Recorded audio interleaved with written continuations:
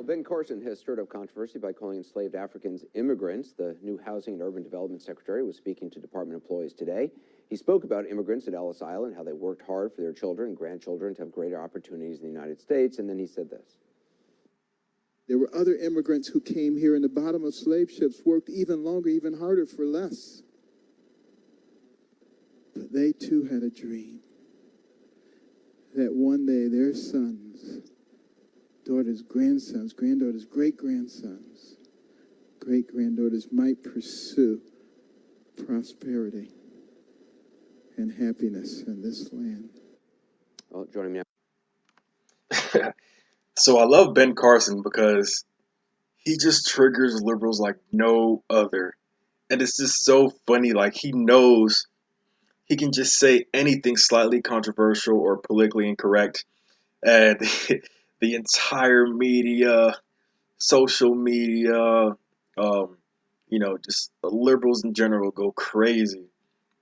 And he just toys with them, and he just it's just hilarious. But I love him because he just confused the hell of them. Like, they can't call him racist, so they'll call him an Uncle Tom or a coon, and it just confused the hell out of libtards, and it's just hilarious.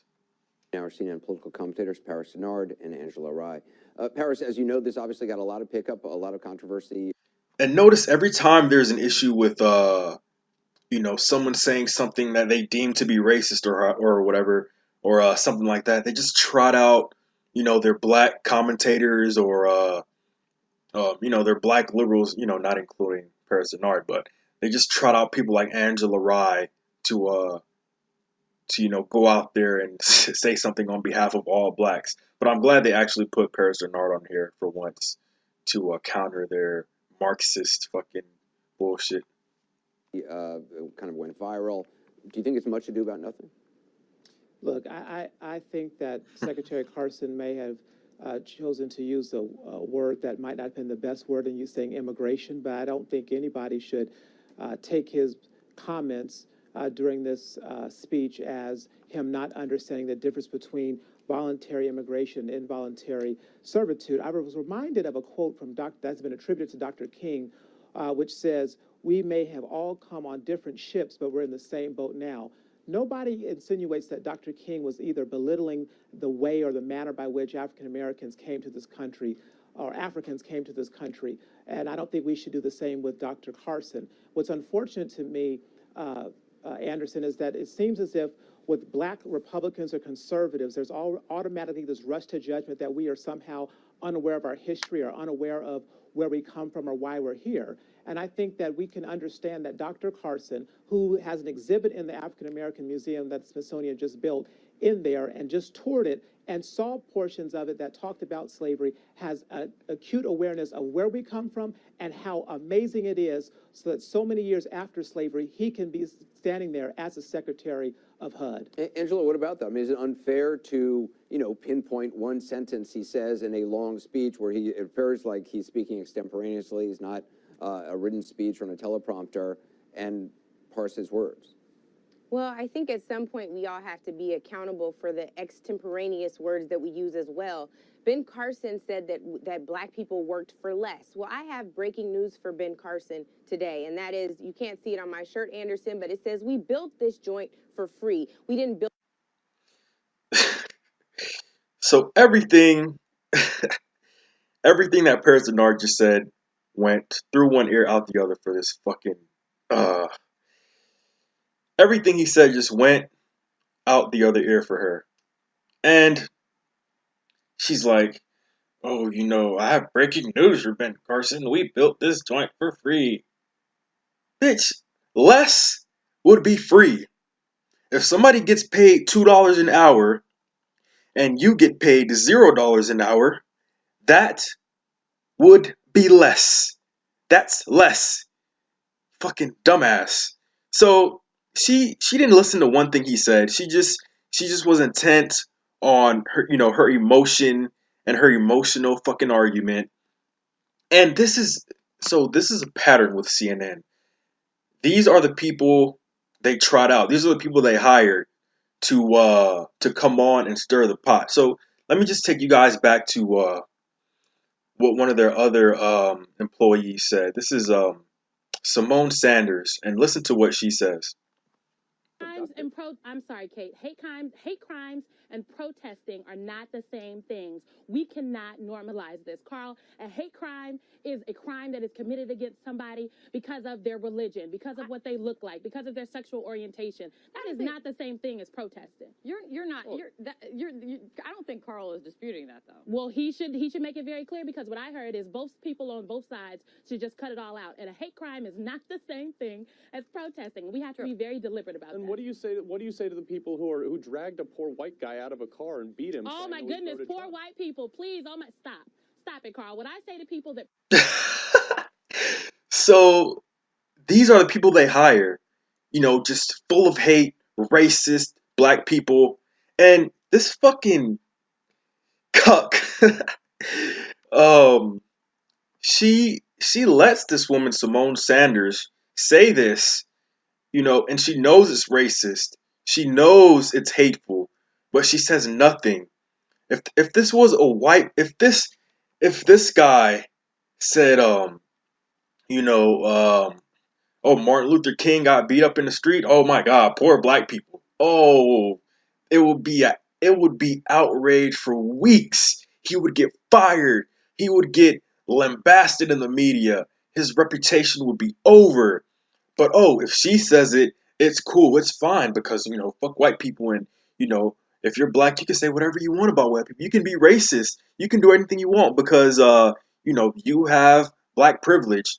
And so these are the type of people that CNN hires on their program. And it's just amazing.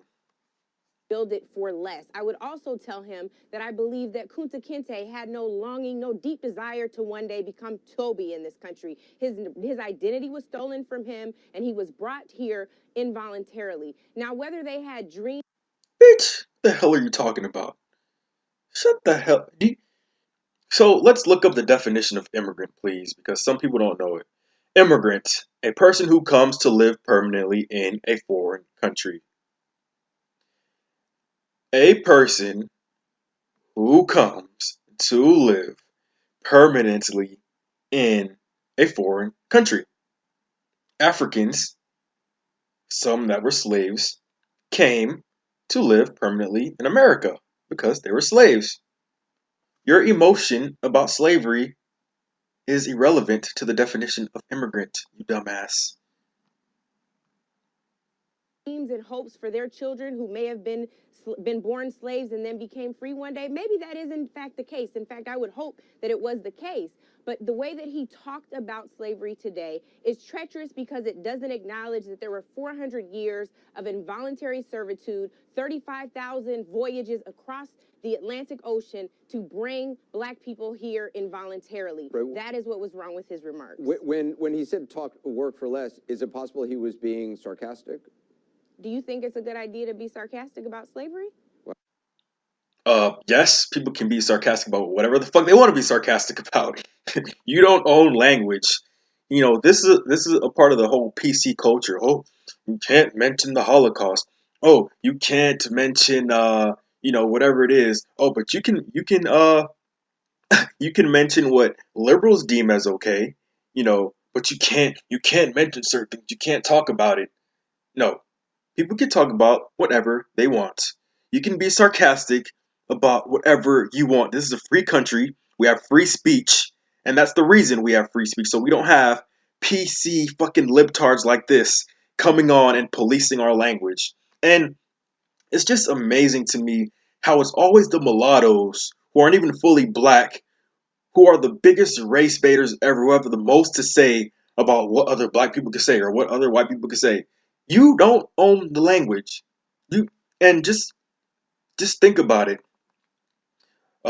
Angela Rye, Colin Kaepernick, Barack Obama, the biggest race baiter of them all, who inhabited the White House for 8 years. I don't understand how the hell the American people let that happen, but whatever.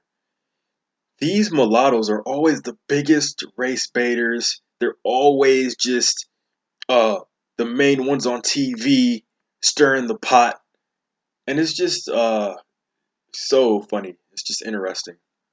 Well, what I think doesn't matter, but yeah. It matters to me, Anderson. Well, you know I what, think Anderson, it's I an will important tell point you. to dialogue. Paris, just really quickly, I think it's an important point for us to dialogue about. I don't think that it behooves anyone. It's not in anyone's interest, whether we're in Black History Month or now Women's History Month, to talk about slavery in a sarcastic manner. Paris?